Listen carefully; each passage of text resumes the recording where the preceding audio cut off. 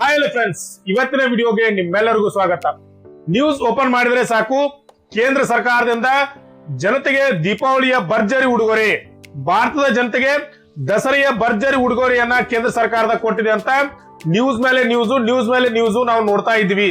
ಏನಪ್ಪಾ GST council ಅಲ್ಲಿ 56ನೇ GST council ಸಭೆಯ ಒಂದು ಪ್ರಮುಖವಾದ ನಿರ್ಧಾರಗಳು ಏನೇನು, ನಿಜವಾಗಲೂ ಈ ಒಂದು ಏನೊಂದು ಸ್ಲಾಬ್ ನಲ್ಲಿ ಅಥವಾ GST ಸ್ಲಾಬ್ ನಲ್ಲಿ ಜನಸಾಮಾನ್ಯರಿಗೆ ಉಪಯೋಗವಾಗುವಂತ ವಸ್ತುಗಳ ಮೇಲಿನ ಬೆಲೆಗಳು ನಿಜವಾಗಲೂ ಕಡಿಮೆಯಾಗಿದೆಯಾ, ಮತ್ತೆ ಯಾವ ವಸ್ತುಗಳ ಬೆಲೆಯನ್ನು ಹೆಚ್ಚು ಮಾಡಿದ್ದಾರೆ ಅಂತ ಒಂದು ಪ್ರಮುಖವಾದ ನಿರ್ಧಾರಗಳ ಮೇಲೆ ನಾವು ಏನಂದ್ರೆ ಚರ್ಚೆನ ಮಾಡೋಣ. ಯಾವ ವಸ್ತುಗಳು 0% ಟ್ಯಾಕ್ಸ್ ಸ್ಲಾಬ್ ಅಲ್ಲಿ ಬರ್ತಾವೆ, ಅಂದ್ರೆ ನಾವು ದಿನನಿತ್ಯ ಬಳಸುವಂತ ಯಾವೆಲ್ಲ ವಸ್ತುಗಳ ಮೇಲೆ ಟ್ಯಾಕ್ಸ್ ಅನ್ನ ತೆಗೆದು ಹಾಕಿದ್ದಾರೆ, ಅದರ ಜೊತೆಗೆ ಮತ್ತೆ ಯಾವೆಲ್ಲ ವಸ್ತುಗಳ ಮೇಲೆ 5% ಟ್ಯಾಕ್ಸ್ ಅನ್ನ ವಸ್ತುಗಳು ಏನಂದ್ರೆ ಒಳಪಡ್ತಾವೆ, ಅಂದ್ರೆ ಯಾವೆಲ್ಲ ವಸ್ತುಗಳಿಗೆ 5% ಟ್ಯಾಕ್ಸ್ ಅನ್ನ ಹಾಕಿದ್ದಾರೆ, ಇನ್ನ ಅದರ ಜೊತೆಗೆ ಯಾವೆಲ್ಲ ವಸ್ತುಗಳು 18% ಟ್ಯಾಕ್ಸ್ ನ ಸ್ಲಾಬ್ ಅಲ್ಲಿ ಬರ್ತಾವೆ. ಇದಕ್ಕಿಂತ ಇಂಪಾರ್ಟೆಂಟ್ ಆಗಿ ಯಾವೆಲ್ಲ ವಸ್ತುಗಳು 40% ಟ್ಯಾಕ್ಸ್ ಸ್ಲಾಬ್ ಅಲ್ಲಿ ಬರ್ತವೆ, ಯಾವೆಲ್ಲ ವಸ್ತುಗಳು ಅತಿ ತುಟ್ಟಿ ಅಥವಾ ಅತಿ ಹೆಚ್ಚಿನ ಬೆಲೆಗೆ ಏನಂತಾರೆ ಟ್ಯಾಕ್ಸ್ ಸ್ಲಾಬ್ ನಲ್ಲಿ ಸೇರಿಸಿದ್ದಾರೆ ಅಂತ ಹೇಳಿ ಈ ಒಂದು ಸಂಪೂರ್ಣವಾದ ವಿಡಿಯೋವನ್ನ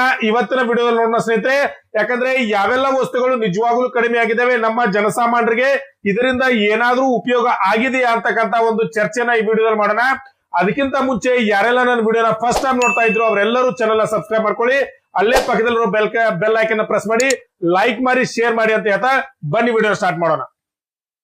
ಕೇಂದ್ರದ ವಿತ್ತ ಸಚಿವೆ ನಿರ್ಮಲಾ ಸೀತಾರಾಮನ್ ಅವರ ಮುಂದಾಳತ್ವದಲ್ಲಿ ನಡೆದಿರ್ತಕ್ಕಂಥ 56ನೇ GST ಕೌನ್ಸಿಲ್ ಸಭೆಯ ಪ್ರಮುಖ ಅಂಶಗಳು ಏನು, ಸೆಪ್ಟೆಂಬರ್ 3 ಮತ್ತು 4ರಂದು ಏನಂತಂದ್ರೆ ಇದರ ಒಂದು ಮೀಟಿಂಗ್ ಇತ್ತು. ಇದರ ಒಂದು ಮೀಟಿಂಗ್ ನಲ್ಲಿ ಒಂದು ಪ್ರಮುಖವಾದಂತ ದೇಶದ ಆರ್ಥಿಕತೆಗೆ ಒಂದು ಒತ್ತು ಕೊಡುವಂತ ನಿರ್ಧಾರವನ್ನ ಕೇಂದ್ರ ಸರ್ಕಾರದ ತೆಗೆದುಕೊಂಡಿದೆ ಅಂತ ಹೇಳ್ಬೋದು ಸ್ನೇಹಿತರೆ.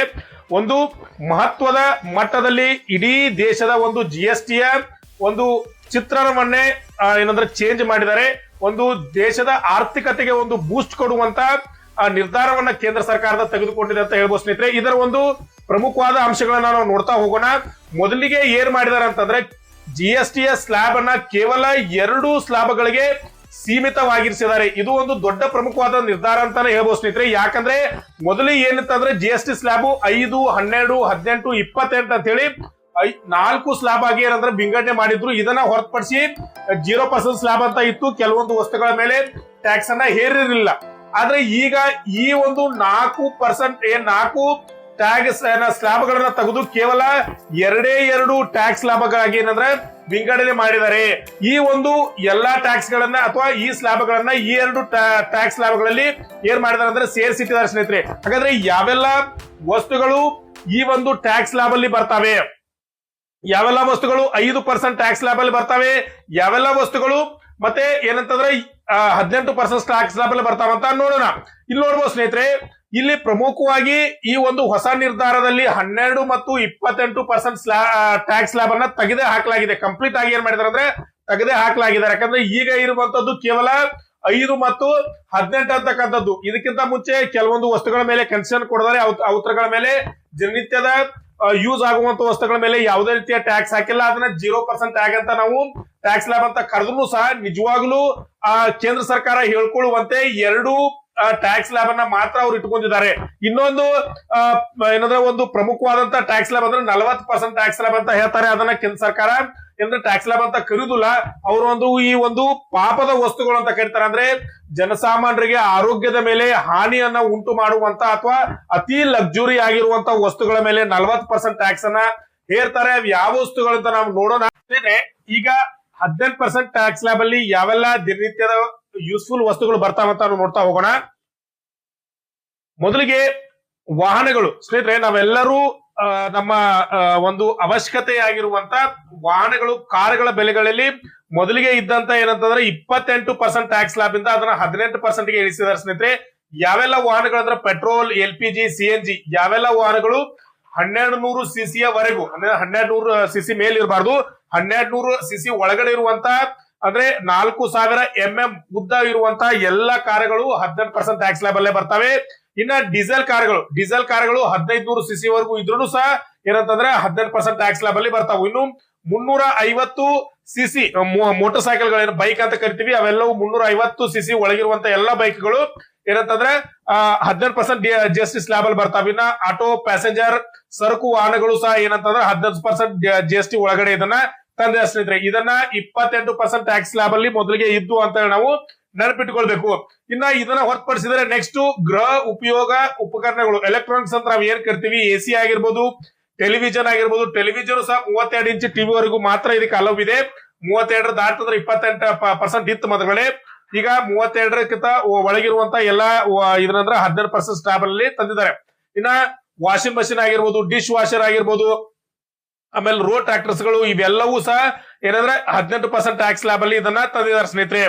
ಇನ್ನ ನೆಕ್ಸ್ಟ್ ಗೃಹ ನಿರ್ಮಾಣದ ಸಾಮಾನುಗಳು ಅಂದ್ರೆ ಕನ್ಸ್ಟ್ರಕ್ಷನ್ ಗೆ ಸಂಬಂಧಪಟ್ಟಂತ ಮೆಟೀರಿಯಲ್ಗಳು, ಇವೆವು ಎಲ್ಲವುಗಳ ಸಿಮೆಂಟ್ ಬೆಲೆ ಆಗಿರ್ಬೋದು, ಈ ಎಲ್ಲಾ ಬೆಲೆಗಳು ಮೊದಲು ಎಷ್ಟಿತ್ತಂದ್ರೆ 28% ಟ್ಯಾಕ್ಸ್ ಸ್ಲಾಬ್ ಅಲ್ಲಿ ಇತ್ತು. ಈಗ ಇದನ್ನ 18% ಟ್ಯಾಕ್ಸ್ ಸ್ಲಾಬ್ ತಂದಿರೋದ್ರಿಂದ ಯಾರೆಲ್ಲ ಮನೆ ಕಟ್ಟೋರಿದ್ದಾರೆ, ರಿಯಲ್ ಎಸ್ಟೇಟ್ ಪ್ರಾಜೆಕ್ಟ್ ಮಾಡೋರಿದ್ದಾರೆ, ಅವ್ರಿಗೆ ಏನಂದ್ರೆ ಬೆಲೆಗಳು ಇಳಿಕೆ ಆಗುವಂತ ಚಾನ್ಸಸ್ ಇದೆ. ಅಂದ್ರೆ ರಿಯಲ್ ಎಸ್ಟೇಟ್ ಅಲ್ಲಿ ಯಾರೆಲ್ಲ ಹೊಸದಾಗಿ ಮನೆ ತಗೊಳ್ಬೇಕಂತ, ಮನೆ ಕಟ್ಸ್ಬೇಕಂತ ಇದ್ರು ಅವರೆಲ್ಲರಿಗೂ ಒಂದು ಯೂಸ್ಫುಲ್ ಆದಂತ ಒಂದು ಭರ್ಜರಿ ಗಿಫ್ಟ್ ಅನ್ನು ಕೇಂದ್ರ ಸರ್ಕಾರ ಕೊಟ್ಟಿದೆ ಅಂತ ಹೇಳ್ಬೋದು ಸ್ನೇಹಿತರೆ. ಇನ್ನ ಅದನ್ನು ಹೊರತುಪಡಿಸಿದ್ರೆ ಬ್ಯಾಂಕಿಂಗ್ ಸೇವೆಗಳು, ಇನ್ಸೂರೆನ್ಸ್, ಫೈನಾನ್ಸ್, IT, ಸಾಫ್ಟ್ವೇರ್, ಟೆಲಿಕಾಂಗಳು, ನಿರ್ಮಾಣ, ರಿಯಲ್ ಎಸ್ಟೇಟ್ ಆಗಲೇ ಹೇಳಿದೆ, ಹೋಟೆಲ್ ಸೇವೆಗಳು, ಇವೆಲ್ಲವೂ ಏನಂದ್ರೆ 18% ಒಳಗಡೆ ಬರ್ತಾವೆ ಸ್ನೇಹಿತರೆ. ಇನ್ನು ಅದನ್ನ ಹೊರತುಪಡಿಸಿದ್ರೆ ನೆಕ್ಸ್ಟ್ ಅವಾಗಲೇ ಹೇಳಿದೆ ಆಟೋ ಪಾರ್ಟ್ಸ್ ಮತ್ತು ಇಂಡಸ್ಟ್ರಿಯಲ್ ಸಾಮಾನುಗಳು. ಯಾಕಂದ್ರೆ ನಾವು ಅವಾಗ ಫಸ್ಟ್ ಗೆ ಹೇಳಿದ್ವಿ ಕಾರು ಮತ್ತು ಬೈಕು ಇವೆಲ್ಲವೂ ಬೆಲೆಗಳ ಕಡಿಮೆ ಆಗ್ತಾವೆ. ಯಾಕಂತಂದ್ರೆ ಅವುಗಳ ಸ್ಪೇರ್ ಪಾರ್ಟ್ಸ್ ಸಹ 18% ಒಳಗಡೆ ಬರೋದ್ರಿಂದ ಏನಂತಂದ್ರೆ ಎಲ್ಲವೂ ಕಾರ್ಗಳು, ಬೈಕ್ಗಳು ಇವುಗಳ ಬೆಲೆಗಳು ಗಣನೀಯ ಮಟ್ಟದಲ್ಲಿ ಕೆಳಗೆ ಬರುವಂತ ಚಾನ್ಸಸ್ ಇದೆ ಸ್ನೇಹಿತರೆ. ಈಗ 5% ಟ್ಯಾಕ್ಸ್ ಸ್ಲಾಬ್ ಅಲ್ಲಿ ಬರುವಂತ ದಿನನಿತ್ಯದ ಜೀವನಕ್ಕೆ ಉಪಯೋಗ ಆಗುವಂತ ವಸ್ತುಗಳು ಯಾವ ಅಂತ ನೋಡ್ತಾ ಹೋಗೋಣ. ಮೊದಲಿಗೆ ಸ್ನೇಹಿತರೆ, ನಾವೆಲ್ಲರೂ ಬಳಸುವಂತ ಶಾಂಪೂ ಆಗಿರ್ಬೋದು, ಟೂತ್ ಪೇಸ್ಟ್ ಆಗಿರ್ಬೋದು, ಟೂತ್ ಬ್ರಷ್ ಆಗಿರ್ಬೋದು, ಶೇವಿಂಗ್ ಕ್ರೀಮು, ಕೂದಲು ಎಣ್ಣೆ, ಬಾಡಿ ಸಾಬೂನು, ಕಂಗಿ ಅಥವಾ ಏನ್ ನಾವು ಕೋಂಬ್ ಅಂತ ಕರಿತೀವಿ, ಅಡಿಗೆ ಪಾತ್ರೆಗಳು, ಆಮೇಲೆ ಕಿಚನ್ ಉಪಕರಣಗಳು, ಬೈಸಿಕಲ್ ಛತ್ರಿ, ಇವೆಲ್ಲವೂ ನಮ್ಮ ದಿನನಿತ್ಯ ಜೀವನಕ್ಕೆ ಸಂಬಂಧಪಟ್ಟಂತ ಎಲ್ಲಾ ವಸ್ತುಗಳು ಬ್ರಾಂಡೆಡ್ ಐಟಮ್ಗಳ ಮೇಲೆ ಏನಂತಂದ್ರೆ ಈ ಎಲ್ಲಾ ಏನಂತಂದ್ರೆ ಒಂದು 5% ಟ್ಯಾಕ್ಸ್ ಸ್ಲಾಬ್ ಅನ್ನ ಹೇರಿದ್ದಾರೆ ಸ್ನೇಹಿತರೆ.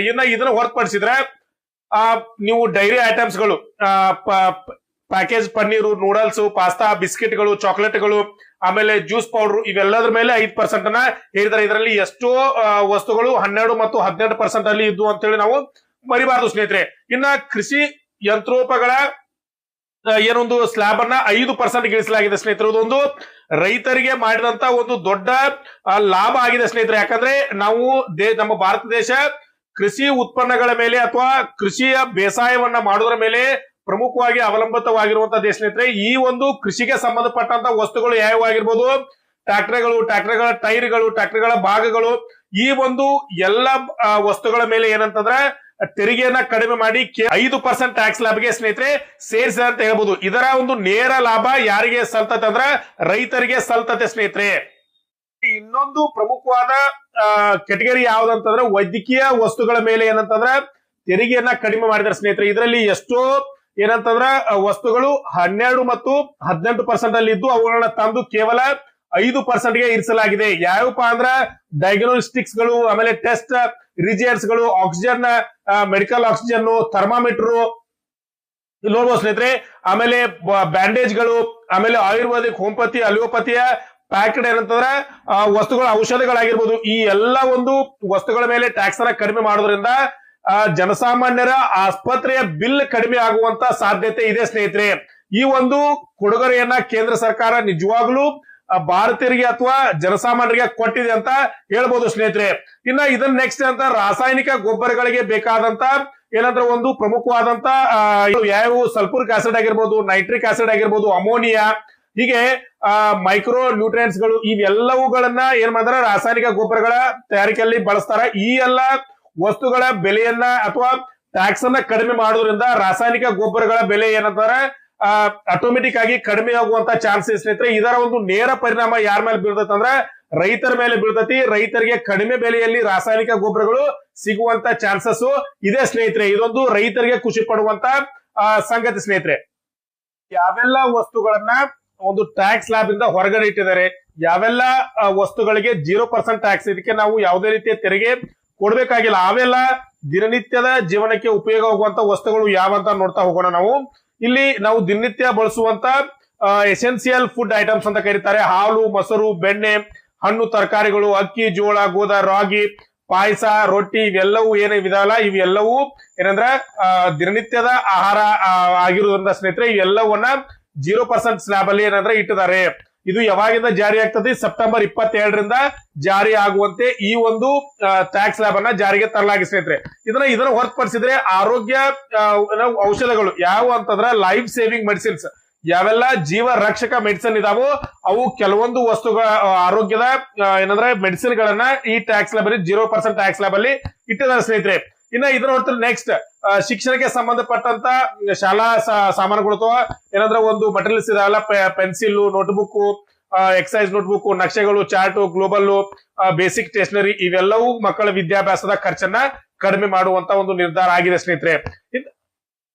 ಇನ್ನ ಇದನ್ನ ಹೊರತುಪಡಿಸಿದ್ರೆ ವಿಮೆ ಮತ್ತು ಏನಂದ್ರೆ ಇನ್ಸೂರೆನ್ಸ್ ಅಂತ ನಾವು ಕರಿತೀವಿ, life insurance, health insurance, basic individual plans ಇವೆಲ್ಲವೂ ಏನಂದ್ರೆ ಟ್ಯಾಕ್ಸ್ ಸ್ಲಾಬ್ 0% ಟ್ಯಾಕ್ಸ್ ಸ್ಲಾಬ್ ಅಲ್ಲಿ ಬರ್ತದೆ ಅಂತ ಹೇಳ. ಟ್ಯಾಕ್ಸ್ ಸ್ಲಾಬ್ ಕೇಂದ್ರ ಸರ್ಕಾರ ಇದನ್ನ ಟ್ಯಾಕ್ಸ್ ಸ್ಲಾಬ್ ಅಂತ ಕರೀದೇ ಇದ್ರು ಯಾವೆಲ್ಲ ಲಕ್ಸುರಿಯಸ್ ವಸ್ತುಗಳಿದಾವೆ ಮತ್ತೆ ಯಾವೆಲ್ಲ ಆರೋಗ್ಯಕ್ಕೆ ಹಾನಿಕಾರಕ ಆದಂತ ವಸ್ತುಗಳಿದಾವೆ ಅವುದರ ಮೇಲೆ ಒಂದು ಸೈನ್ ಗೂಡ್ಸ್ ಅಂತ ಕರೀತಾರೆ. ಇವುಗಳ ಮೇಲೆ ಹೈಯೆಸ್ಟ್ ಟ್ಯಾಕ್ಸ್ ಅಂದ್ರೆ 40% ಟ್ಯಾಕ್ಸ್ ಅನ್ನ ಹೇರೋದರ ಮೂಲಕ ಇವುಗಳನ್ನ ಜನಸಾಮಾನ್ಯರಿಂದ ದೂರ ಇರುವಂತೆ ಕೇಂದ್ರ ಸರ್ಕಾರ ನೋಡ್ರಿ. ಯಾಕಂದ್ರೆ ಬಡವರಿಗೆ ಟ್ಯಾಕ್ಸ್ ಅಲ್ಲಿ ಉಪಯೋಗ ಆಗ್ಲಿ, ಜನಸಾಮಾನ್ಯರಿಗೆ ಯಾರೆಲ್ಲ ಬಡವರು ಇದಾರೆ ಅವ್ರಿಗೆ ಟ್ಯಾಕ್ಸ್ ಅಲ್ಲಿ ಒಂದು ಉಳಿತಾಯ ಆಗ್ಲಿ ಅಂತ ಹೇಳಿ ಈ ಒಂದು ಲಕ್ಸುರಿಯಸ್ ವಸ್ತುಗಳ ಮೇಲೆ ಟ್ಯಾಕ್ಸ್ ಅನ್ನ ಜಾಸ್ತಿ ಮಾಡಿದ್ದಾರೆ. ಅವು ಯಾವ ಅಂತ ನೋಡ್ತಾ ಹೋಗೋಣ. ಮೊದಲಿಗೆ ಟೊಬ್ಯಾಕೋ ಉತ್ಪನ್ನಗಳು ಅಂದ್ರೆ ತಂಬಾಕು ಉತ್ಪನ್ನಗಳು ಯಾವ್ದಾವ, ಪಾನ್ ಮಸಾಲ, ಗುಟ್ಕ, ಆಮೇಲೆ ಚೇವಿಂಗ್ ಟೊಬ್ಯಾಕೋ, ಸಿಗರೇಟ್ಗಳು, ಆಮೇಲೆ ಏನಂದ್ರೆ ಇವು ಟೊಬ್ಯಾಕೋ ರಿಫ್ಯೂಸ್ ಅಂತ ಕರೀತಾರೆ. ಇವೆಲ್ಲವುಗಳ ಮೇಲೆ 40% ಟ್ಯಾಕ್ಸ್ ಅನ್ನ ಹೇರಿದ್ದಾರೆ ಸ್ನೇಹಿತರೆ.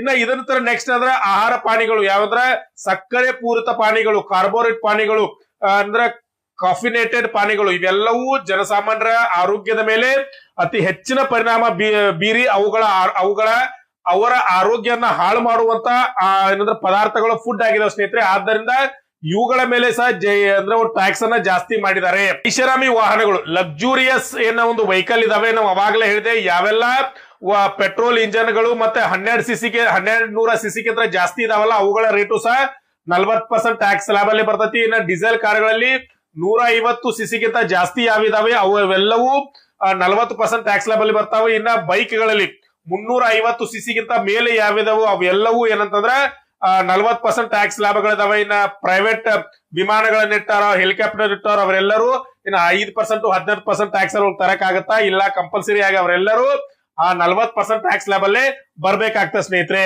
ಇನ್ನ ನೆಕ್ಸ್ಟ್ ಯಾವಂತಂದ್ರ ಆನ್ಲೈನ್ ಗೇಮಿಂಗ್ ಏನ್ ವೆಬ್ಸೈಟ್ ಗಳಿದಾವಲ್ಲ ಇವೆಲ್ಲವೂ ಸೇವೆಗಳನ್ನ ಆನ್ಲೈನ್ ಗೇಮಿಂಗ್ ಅವುಗಳನ್ನ ನೀಡುವಂತ ಸೇವೆಗಳು ಇವೆಲ್ಲವೂ 40% ಟ್ಯಾಕ್ಸ್ ಲಾಭ ಅಲ್ಲಿ ತಂದಿದ್ದಾರೆ. ಇದೊಂದು ಒಳ್ಳೆಯ ನಿರ್ಧಾರ ಅಂತ ಹೇಳ್ಬೋದು ಸ್ನೇಹಿತರೆ. ಒಟ್ಟಾರೆಯಾಗಿ ನಾವು ಇದ್ರ ಬಗ್ಗೆ ಒಂದು ಅನಲೈಸ್ ಮಾಡೋದಾತಂದ್ರೆ ಕೇಂದ್ರ ಸರ್ಕಾರ ಜನಸಾಮಾನ್ಯರಿಗೆ ಒಂದು ಉಪಯೋಗವಾಗುವಂತಹ ಒಂದು ಭರ್ಜರಿ ಕೊಡುಗೆಯನ್ನೇ ಕೊಡದೆ ಸ್ನೇಹಿತರೆ. ಯಾಕಂದ್ರೆ ನಾವು ಇದೊಂದು ಅನಲೈಸ್ ಮಾಡಿ ನೋಡಿದ್ರೆ ಅಂತಂದ್ರೆ ಯಾವೆಲ್ಲ ದಿನನಿತ್ಯದ ಸಾಮಾನುಗಳದಾವು ಅವುಗಳನ್ನ ಒಂದು 5% ಟ್ಯಾಕ್ಸ್ ಅಲ್ಲಿ ಇಟ್ಟಿದ್ದಾರೆ ಅಥವಾ ಫ್ರೀ ಆಗಿ ಇಟ್ಟಿದ್ದಾರೆ.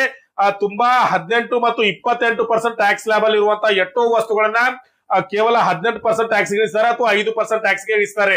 ಒಟ್ಟಾರೆಯಾಗಿ ನೋಡಿದ್ರೆ ಅಂತಂದ್ರೆ ಒಂದು ಕೇಂದ್ರ ಸರ್ಕಾರ ಜನಸಾಮಾನ್ಯರಿಗೆ ಒಂದು ಭರ್ಜರಿ ಗಿಫ್ಟ್ ಅನ್ನೇ ಕೊಡಿದ್ದಾರೆ ಸ್ನೇಹಿತರೆ. ಈ ನೋಡ್ಬೇಕು ಈ ಒಂದು ಟ್ಯಾಕ್ಸ್ ಲ್ಯಾಬ್ ಯಾವ ರೀತಿ ವರ್ಕ್ ಆಗ್ತದೆ ಮತ್ತು ಕೇಂದ್ರದ ಜಿಡಿಪಿಯ ಬೆಳವಣಿಗೆಯಲ್ಲಿ, ದೇಶದ ಆರ್ಥಿಕತೆ ಬೆಳವಣಿಗೆಯಲ್ಲಿ ಯಾವ ರೀತಿಯ ಒಂದು ಮಹತ್ವದ ಪಾತ್ರವನ್ನ ವಹಿಸ್ತದೆ ಅಂತ ನೋಡ್ಬೇಕಾಗಿ ಸ್ನೇಹಿತರೆ. ಇದಾಗಿತ್ತು ಇವತ್ತಿನ ವಿಡಿಯೋ. ಈ ವಿಡಿಯೋ ನಿಮ್ಗೆ ಇಷ್ಟ ಆಗಿದ್ರೆ ಚಾನೆಲ್ ನ ಸಬ್ಸ್ಕ್ರೈಬ್ ಮಾಡ್ಕೊಳ್ಳಿ, ಅಲ್ಲೇ ಪಕ್ಕದಲ್ಲಿರೋ ಬೆಲ್ ಐಕಾನ್ ಪ್ರೆಸ್ ಮಾಡಿ, ಲೈಕ್ ಮಾಡಿ, ಶೇರ್ ಮಾಡಿ ಅಂತ ಹೇಳ್ತಾ ಇವತ್ತಿನ ವಿಡಿಯೋನ ಇಲ್ಲೇ ಮುಗಿಸ್ತೀನಿ ಸ್ನೇಹಿತರೆ. ನಮಸ್ಕಾರ.